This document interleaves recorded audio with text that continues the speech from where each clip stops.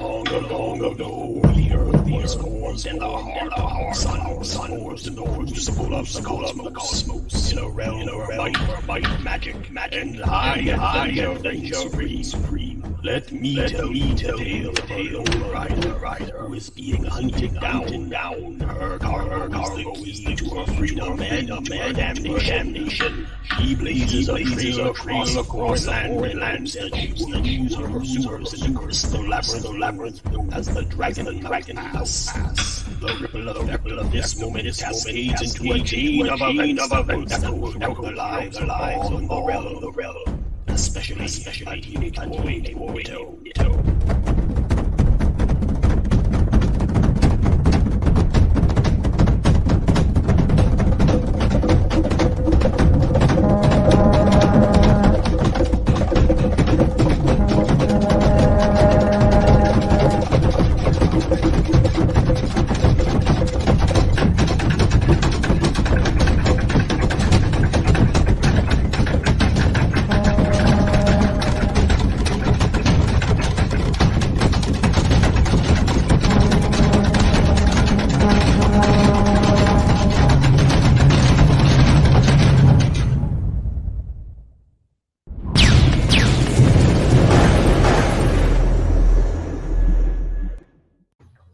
Hello and welcome to today's episode of The Creative Native. I'm Ryan Cardinal, the Creative Native. And today I am supposed to be having in John Hervey, but he is not here at the moment, so he might be popping in later on. But as always, the show must go on. And since he's not here, let me do a little bit of shilling for myself. We got the campaign coming up here for Kai's Story of Blood and Stone. Bam! There we go. And the mailing list is live right now. If you missed out on the last time around for issue 1, don't worry. There's going to be a tier available where you can get both issues 1 and issue 2. And if you sign up to the mailing list, you're going to be signed up for the secret perk. And the secret perk will give you access to limited edition copies of issue 1 and issue 2. And the only way you're going to be able to get those is through the secret perk offer. So be sure to do that and hop on it for day 1 release. When the campaign goes live. Looking to do the campaign probably at the end of May. That seems to be the projected time frame for it. Let's see what we got going on in the chat here. Let's bring that up. And we got Mighty Mo Biggs. Thank you for showing up there. Yeah, I had a bit of an echo going on there at the beginning of the trailer. Sorry about that. Didn't have my volume turned down on something else. Supposed to have John Hervey on from Beyond Time Incorporated, talking about MAGN, The Last Pantheon, as well as his upcoming project, Black Tiger, Hidden Dragon. Now, I know that he's out in Texas, so he might be suffering from the power outages and stuff out there. But with that being said, I will go forward and promote his stuff anyway, and maybe he'll get a chance to pop on here. And if he does, obviously, I'm going to let him on. So let's take a quick look at what he's got going on. For anyone out there who doesn't know, he's got MAGN, The Last Pantheon, Volume 1 showing up here. A supernatural fantasy-styled uncovering a mythical legacy that puts the world in peril. John has 3 campaigns under his belt, so obviously he can deliver his stuff, which is a big thing going on right now, apparently, in CG. Always big issue with people not being able to fulfill stuff, but obviously 3 under the belt, that's a good sign. I heard some rumblings along Twitter that there's some discontent among the community, but what else is new, you know? Oh, and by the way, the Soviet mug, that's I only drink from this because this is the biggest mug that I have. It's like, I think it holds like a liter, however much that is in, I don't know, quart. I don't know. I have no idea what that is. But let's take a look here as we go through this. Right now, I do believe that the campaign for MAGN is in demand. So if you haven't backed it, you can still get in there and back the project. Canadian. Let's get out of there. Let's fix this. Canadian dollars. There we go. Get this some proper funds. So it's at 9,000 right now with 235 backers. The project actually looks really dope. Like the artwork looks super good. So let's take a look at the trailer here. We'll go into that. Welcome to Tree City, Idaho. The year is 1942. Spring is in the air, but times are tense as the world finds itself at war. While high school senior Kari Skogsholm finds her provincial life unfulfilling, her parents are eager to keep their lives and, most importantly, their extraordinary daughter out of the ground as long as they can. But time is not on their side. They prepare to flee to protect Kari, but something within her compels her to stay and take a stand. It's time to learn truths that have been kept from her, be it out of love or fear or something else. It's time to answer the calling upon her life, whatever that may be. So her journey begins, and things would never be the same. But Kari's story finds its roots millennia prior. The men of renown, known as the sons of God, and the daughters of men in the first and second heavens, joined with raised arms one last time, combining all the power that they had to command.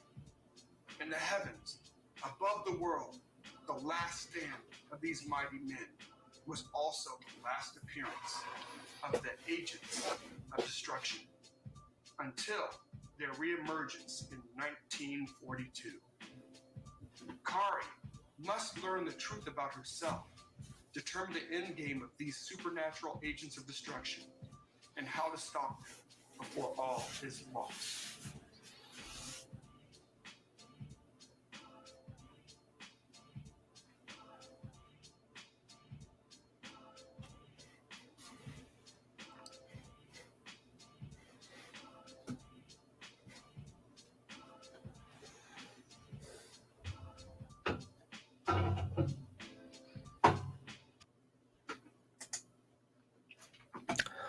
Well, it's looking pretty dope there. Let's take a quick little overview of the entire thing. Yo, what's going on there? Kino Subway. For those of you that know about the morning roast, definitely go give Kino Subway a follow because he does really good interviews, usually with Simon Simpotier. And is it Shane's the other co-host that mysteriously comes and goes as he feels? How's it going out there? Mo Biggs, we understand leaders because soda comes in that here. Nice. So far the project looks pretty awesome. Like the artwork here, super well done. Actually, who's the artist on this? Let's see. MAGN, The Last Pantheon, Volume 1 expands the Beyond Time universe, which was first introduced in Black Tiger, Legacy of Fury. It's cool. For those of you that don't know, John has a website called Beyond Time Comics, and from the looks of it, you can become a member here, sign in, and get all of the books that he has on his Beyond Time Incorporated logo under his belt here. And as you can see, he has quite a bit, and he's got a lot going on here. And he's actually doing one of the things that I think a lot of people that are making these comic books should really hop on, and that's getting a alternate avenue of people being able to see your stuff. It's all these like funnels and things that are going on. And as we all know, current media, current tech, all this kind of stuff, they can just straight up, banish you for whatever reason at any time. So it's a really good idea. If you're a creator out there, get a website. It's super simple now. Even with like Squarespace, Wix, there's probably a couple of those out there that I don't know about, but being able to just hop on, drag, drop things into a template, and you can get like a nice looking website like this up and running super quick. And the other cool thing with that too is while you have any kind of campaigns that are running, you usually can have some kind of sign up membership or mailing list right on the website. So you don't have to directly rely what's going on in the Indiegogo. This way you can always be collecting people, always getting stuff like that. Let's see. That's why I created a GoFundMo, not a GoFundMe. Nice. Yeah, having a website like this is, I think, a definite big key moving forward if you want to be a creator that is consistently putting out stuff. I have my website out there. I'm retooling it right now, which is why it's offline. Part of that has to do with the fact of me getting back into tattooing. So now that I'm tattooing, it's I got to incorporate that into the website as well. So I got to restructure the entire thing. So it's pretty cool that he has on the website. Yeah. like I said, this is a very important thing moving forward. There was a point in time where all the media kind of shifted towards like Facebook, social media. Like if you weren't on there, you were kind of nothing. And now it's kind of going to revert back the other way, where you kind of have to strip away some of the power away from those entities because you have to funnel them back to your website. And realistically, if any of you know the whole thing about 1,000 fans, if you can get 1,000 fans willing to pay $100 over a year to your projects, that's $100,000 that you're making. And obviously taxes come off on top of that, but that's a really, really good salary. So by doing this, by having your website up and running and always in the background, it is always a place where you can divert people to, show them what's going on and what you're doing. Speaking of what John's doing, so let's bring this back up. Yeah, really dig the way this is looking. Let me see if I can quickly find who the artist is here. Let me do this. This is a lot better. Yeah, it's less janky. I thought you said OnlyFans for a second there. Hell, man, you get OnlyFans too, man. Make that money where you can.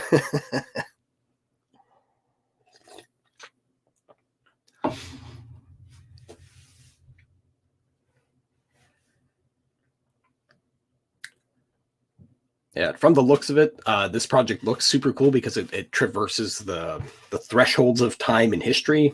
And it seems that you had these spikes and eras of champions throughout all of time and history. You got the Greek gods.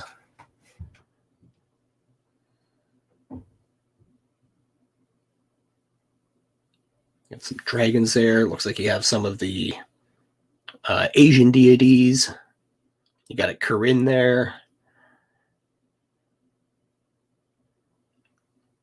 Jade Emperor. Looks like Sun Wukong.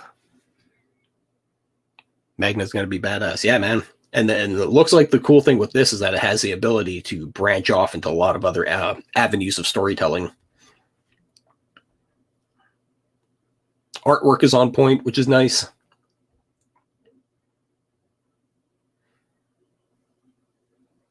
Nice busty redhead, which I think a lot of us are probably a fan of.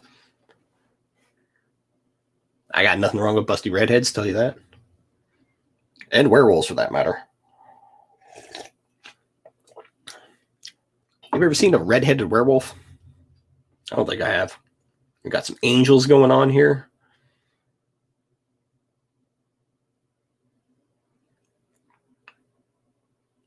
So definitely feels like there is being able to pull from different levels of theology, mythology, legends, myths. Yeah, story like this leads to a lot of super fun ways that you can bring in other things. Busty redheads, you love to see it. You know it. I know it. Whoa, slow down there, computer. All right, so here we go. We've got the team, the A team, created, written by John Hervey, Trouble Man. Pencils by Marcio Obru. Don't know who that is, but he's worked on Red Sonja, Warlord of Mars. Dope. Covers by Elizabeth Torque from Uncanny X-Men and Captain America. Cool. And Eduardo Ramirez. Fiera. Jinrise. I haven't heard of that. But obviously they do really, really good work.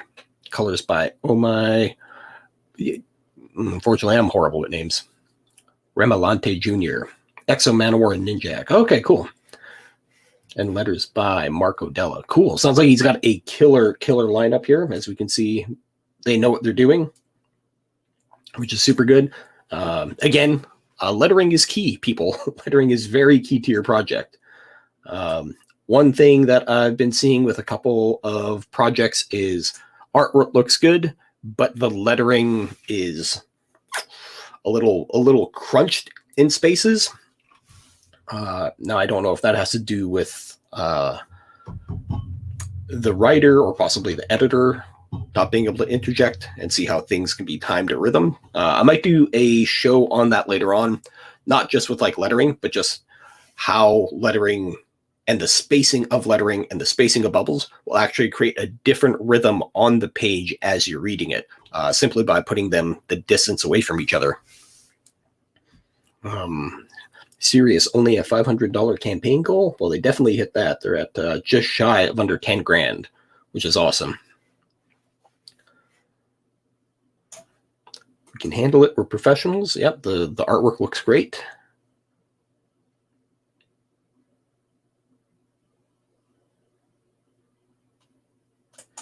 Yep, pretty awesome, straightforward campaign. Artwork looks good. When it comes to like going over the campaigns and critiquing that kind of stuff, I'm not one to talk about it because I've only done one and I'm still learning, but I do like doing these and overviewing other people's stuff. I've spent probably at least in total right now, I'd say a minimum of like 15 hours going over other people's Indiegogo campaigns, Kickstarter campaigns, viewing their trailers, all that kind of stuff, and seeing what works, what doesn't. He's got a really good trailer, which is awesome. And the layout of this, really straightforward, hits you with the artwork right away, so you know what you're getting. And then the perks, got the featured perk.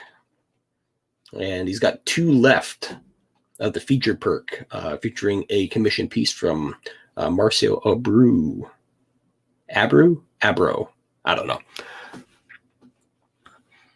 Let's see, Mo Biggs here. Lettering problems will be a thing of the past once we get the final release of Comic Blast. Oh, one could only hope, eh? Yeah, that's the last thing we need is AI-generated comics. Because the unfortunate thing is, if that does actually happen, we know that it is going to hit somewhere. It is going to, like, somebody will figure out how to do it. And it won't become, like, a big thing, but it will become a thing. And we got a digital tier here. Now, I don't know what your take on the digital tier is. I know that a lot of people, John Malin especially, talks about it as being the quote-unquote kiss of death when it comes to things. I'm kind of on the fence on this. I have my plan for when I go digital, but it is a completely separate thing that most people are doing. And I don't think I've seen anybody do it yet. Not that my idea is special or anything, but it's just a different take on the way that I want to do digital. And I'm just keeping a lid on it right now until further down the road. But I do know that people that are out there that are across overseas, international orders, it's hands down the best way for them to read your project. And that shipping and handling overseas, like I feel for you guys out there that are overseas shipping, because I know that when I ship my stuff out, there's a couple times I was like, ooh, that's pricey. But I will say one of the good things, even though Canada Post does suck, there are things that they are okay at. And their international shipping, the way that it works is that it's set up in different tiers. So the first tier, which allows for a certain amount of weight, up to 500 grams, which is just over an ounce. Or no, what is it? Is it 4 ounces? I can't remember. 500 grams, whatever that is. You can do the conversion on it. 4.2 ounces. Anyways, if you hit within that barrier, your price is static. But if you go over that and oversized, you're allowed to be just shy under an inch of your shipping height, which is why I could use Gemini Millers, but there is the possibility that it does go over that 0.08 of an inch. And if it goes over that, my shipping doubles instantly. So yeah, that's not something that I want to be doing at all for any of my international orders, especially, everything's in the States there.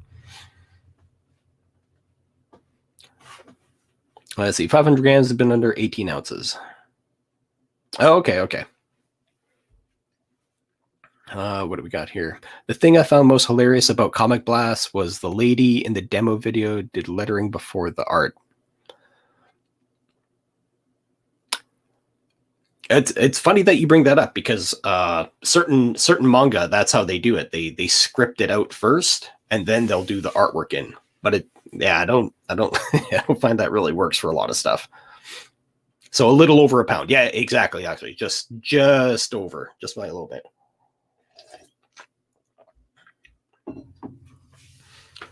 So yeah, when it comes to digital stuff, I definitely feel for international people that are overseas. I'm looking into a couple different things when it comes to shipping and handling. There might be a couple services here, especially where I'm at in Vancouver, that might actually be able to do cross-border shipping and maybe bring my costs down for everybody. But those are things I got to look into. I got to see how reliable the service is, all that kind of stuff, because nothing would be worse than having a giant package go somewhere and then just vanish, you know? What else we got here? We've got an epic MAGN embroidered beanie.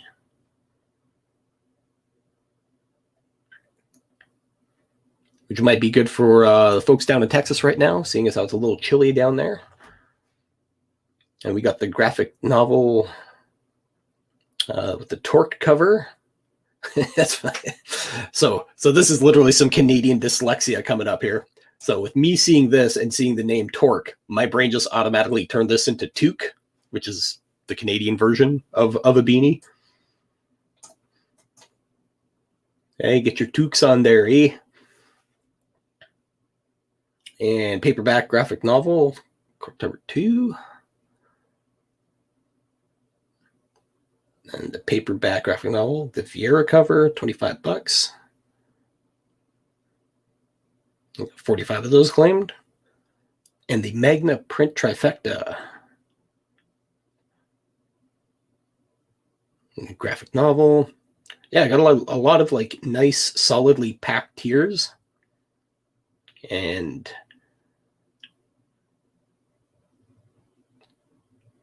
the Rod Looper Commission. Oh, let's take a look at that. It's pretty dope. Those are still available. And the Tel Aviv with Love, those are all sold out, and that's 101. Very cool indeed. Shoo. And how many pages is this? 75 pages. So you're going to get like an actual nice chunk of artwork, nice chunk of story along with this. And in here, he also says that, where is it there? Beyond Time Universe, which was first introduced in the Black Tiger Legacy. Now, John also has the mailing list up and running for Black Tiger Hidden Dragon, which I assume is the follow-up from the previous one, which was Black Tiger Legacy of Fury. Yeah. Let's see. Mo Big says all three covers look great, but only the first really nails the that AA titty factor. Let's get that. There we go. The little Busty McGraw, Titty St. Clair, if you know what I mean. There we go. And yeah, so main list for Black Tiger Hidden Dragon is up. The Tigress is back, following her soul lead into her father's murder as Hidden Evil arises. Hidden Evil Arises used to be my sex finishing move back in high school.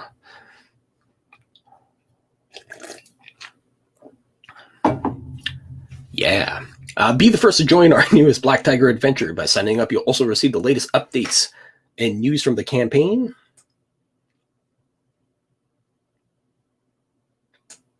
And who's the creative team on this? We got John on here.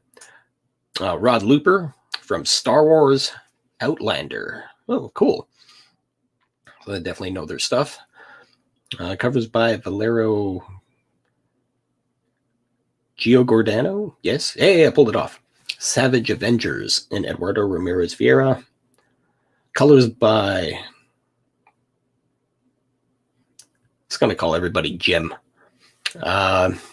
Vincius. Is that Vincius? Vincius? Let's call it Vincius. Vincius Townsend from G.I. Joe and B Studios. And letters by Marco Della Verde. And this is the sequel to the Beyond Time's first graphic novel, Martial Arts Mayhem, Metahumans, High-Tech, Weaponry, and More. Black Tiger is to uncover the source behind a rising metahuman dissension and her father's posthumously disgraced. The adventure continues. Black Tiger travels to the jungles of the Amazon and back to the mean streets of Los Santos as the five fingers of death surround and swirl as the newest chapter of martial arts adventure. So this has like that, to me at least, this has like that very old school 1970s Marvel Kung Fu era vibe to it. So we got some like kind of like Fing Fang Foom action here. The dragon rises. Got some Chun-Li bird kick going on there. Dope.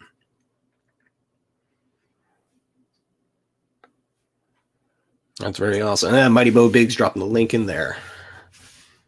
So yeah, be sure to sign up for the mailing list for Black Tiger Hidden Dragon, as that's going to be coming out soon. Now let's take a quick look at the website here.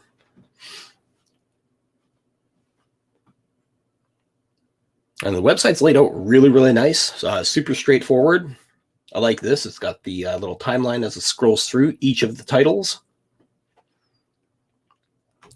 So far, super easy and clear to read. Click on comics.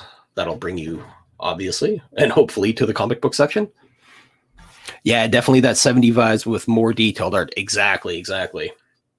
Man, there's something something classic about that era of comic books. Like it was so good and clear and well defined, but also able to be over the top. Like that whole Iron Fist era. I guess that would be like in that late 70s when that came out. Shang-Chi, Master of Kung Fu.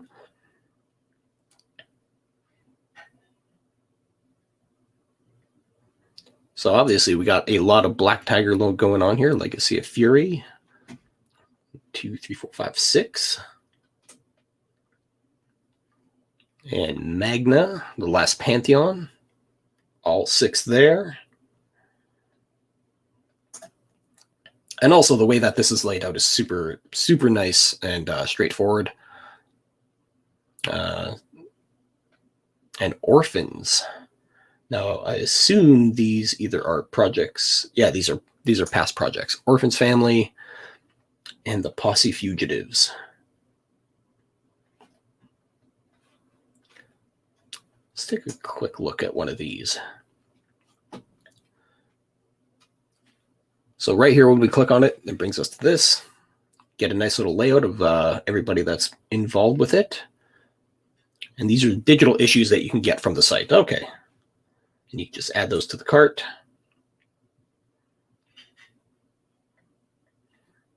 All right, yeah, super, super nice, super laid out, super easy to navigate. Go into series, and that should bring up, yep, each of those. And then he's got a blog as well set up here. And the blogs that bring up all the videos that he's working on. Now, I don't know if you've actually seen this video that he just put out recently. Let's see if I got it pulled up here. I do got it pulled up.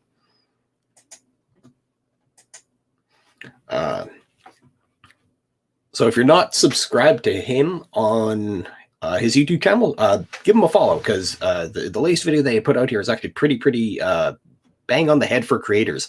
Kind of goes into the struggles of going, like, making content, making stuff like this. I know it's a little bit taxing. I'd rather do something like this where I get to actually just talk to somebody. Unfortunately, I'm not talking to anybody right now. I'm just talking to everybody in the chat. But when you talk to somebody like this, it's a nice interaction, some back and forth flow going on. But when you try to make content, I've always found it a little bit cumbersome due to the fact that I stutter a lot when I'm trying to do something, when I'm trying to actually make something and do a thing. I find that I just flub up my words a lot. Even if I have a script, I intend to go off script. Maybe that says more about me than anything else. But he definitely goes into aspects of, you know, being a creator and trying to get onto this path. And some of the issues that he has, really good, straightforward. And, you know, if you're a creator out there, maybe it's just something that kind of like rings true to you out there. Hey, Nerium's on here. Does the site only sell digital versions? It seems to sell just digital. Heads up, Ryan, you actually have multiple simultaneous vendors. Hey, that's always good. Kind of like that. Well, thank you, everybody that's been here. Mo Biggs, thank you for popping by. Kino Subway, thank you for swinging in. Nerium, how you doing? Hope you're doing well. Big heads up for you. I'm going to be back in your campaign actually later on today, which is been waiting to do that for a while. But today is the day.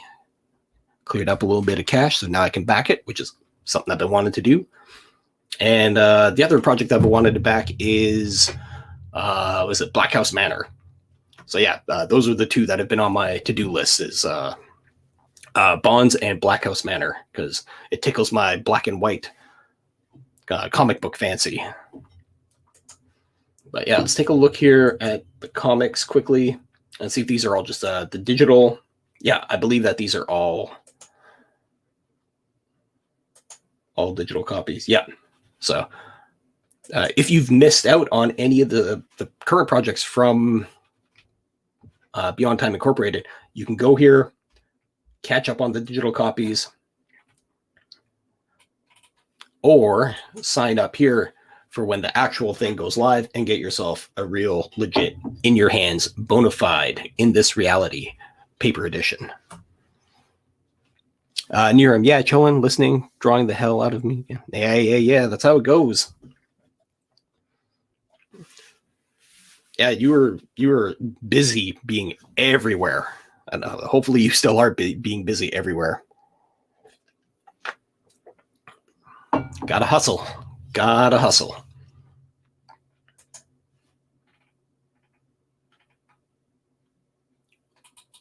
So yeah, big advantage in having a website, especially something like this where he has his digital issues available.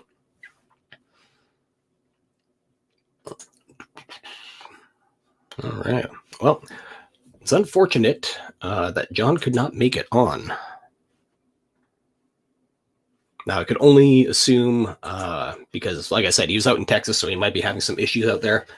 Tomorrow, I'm going to be having on... let me just check my Twitter here. Just got to make sure. I'm going to be having on Zaid Studios. I just want to double click, make sure. Yeah, I'm going to be having on Zaid Studios tomorrow, and we're going to be talking about Beckoned, which is live on Indiegogo right now. Let's just bring this up here. Let's drag this over. Whew. We're going to be checking out this project tomorrow, and I'll have on Zaid Studios to talk about it. It's a JRPG game. One of the other things I want to do with this channel is just bring on other creative people that are outside the realm of just comic books. I have a big love for video games, that a lot of you out there do. Also, being a tattoo artist, I have lots of tattoo friends that I want to bring on and just talk about, some of the wackiness that goes on in the tattoo world, because there's always wackiness. Even when you don't want it to be, there's always something strange, like some meth head coming in trying to sell you something, or sketchy people coming in pretending to want tattoos, but they're just trying to case the joint to steal something, stuff like that. And everybody's got fucking funny tattoo stories. This one shop that used to be close to us, some meth head, crackhead came in, did the classic, case the joint, look around, and while no one was looking, they ended up stealing this statue of a Buddha, like not light, not like something you can conceal, but that's how good they are, And apparently at the end of the day, everyone was just like, "Hey man, where the hell's the Buddha statue?" And they went and checked the surveillance, and sure enough, the crackhead just at the moment, it was just a moment where nobody was looking, and everybody just turned their heads just at the right moment, grabbed it, walked out the right angle, and gone. They're like, "Motherfucker, guy stole a goddamn Buddha statue." Yeah, so not to be confused with Zaid Comics. That's right. This is Zaid Studios LLC.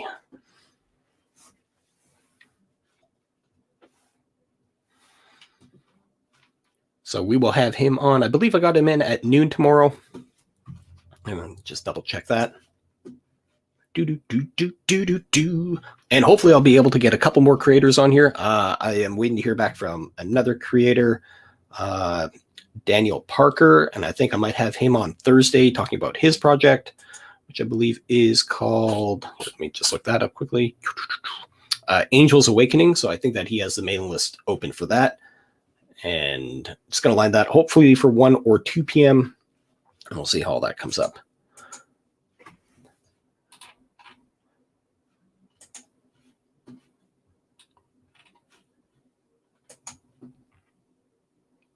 There we go. Bring up some AAT for the meantime.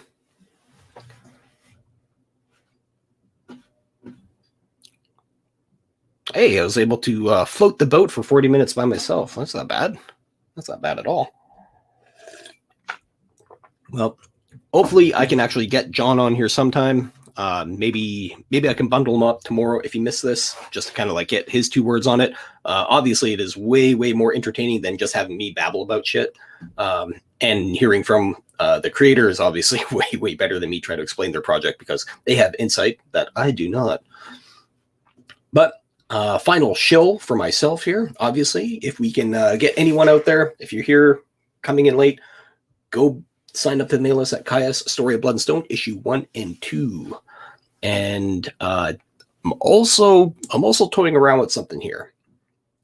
Now, I might be doing a limited ash can release for the first 250 people that back the project when it goes live. This is a project that I've been kind of formulating in the background, working on. So I might be doing a very small run of those.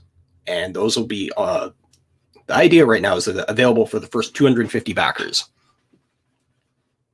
So that's another little incentive that I got out there that I'm toying around with. But right now I'm working on the animation for this, which is something that I got to get back to. But I want to thank absolutely everybody here that came by. Mighty Mo Biggs, dropping the links, hanging out. Thank you so much. We got Kino Subway that was hanging out. And we got Miriam with her fantastic project Bonds. You know what? Let's take a quick look at Bonds and see how we're doing with Bonds there. Bonds. Let me see that bond. Thank God I don't sing.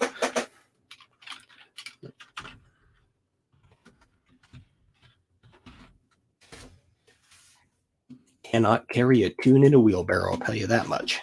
Boy, I tell you. Let's bring it up. Bam.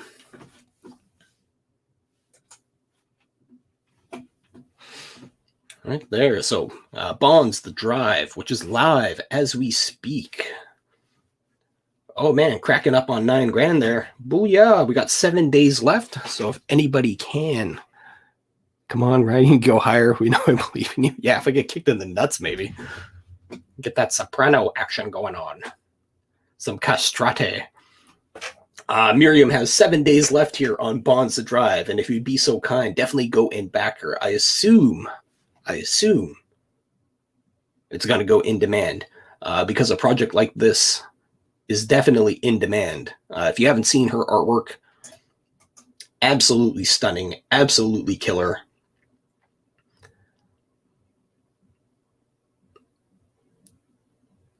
Actually, I will be hopping on and backing this as soon as we're off here. Because like I said, I am a huge sucker for black and white projects. It doesn't mean that I won't back a colored project, but I definitely do have a angling toward a black and white project more than a color project. And as we can see here, Miriam has killer artwork.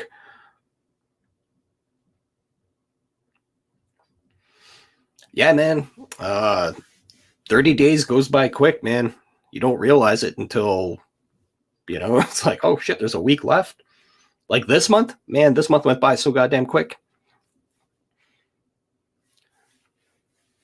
Oh, it is getting colored. Oh, okay. But I'm such a sucker for the black and white. But I am coming for the art. That is the thing, though. And Miriam's artwork here is freaking killer. Will there be more? Well, duh. And for those of you that are out there, this is I'll speak on Miriam's behalf because I was lucky enough to actually have a conversation with her. Only the 8K stretch goal pick is getting colored. Oh, okay. Yeah, it's a more manga style base of storytelling. So there's a lot more that goes into it. Hence why, as we see here, much more to come.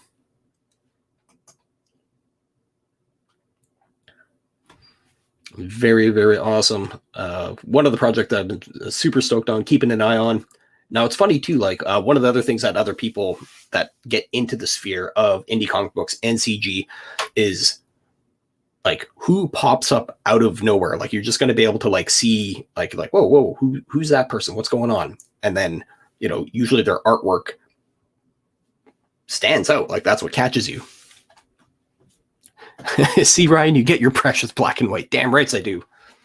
My precious. And yeah, Miriam was definitely one of those that popped out and was like, oh shit.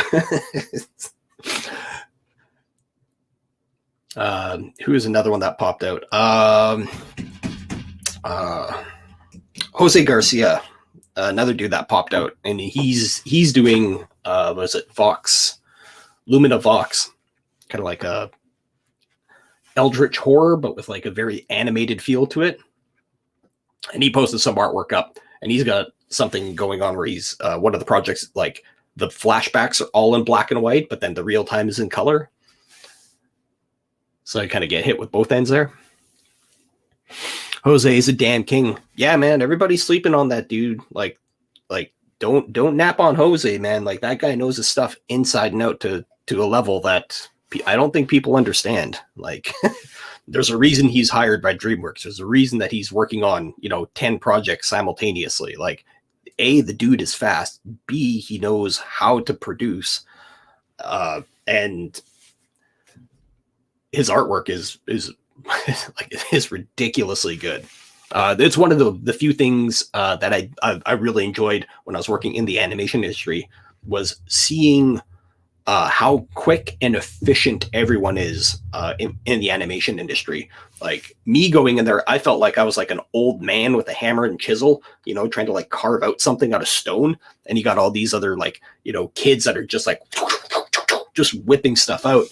But the scale of drawing is different. And when I interviewed Jose, he talked about this too. He was just like, I don't understand why it takes you guys a full day or 2 or 3 days to do a page.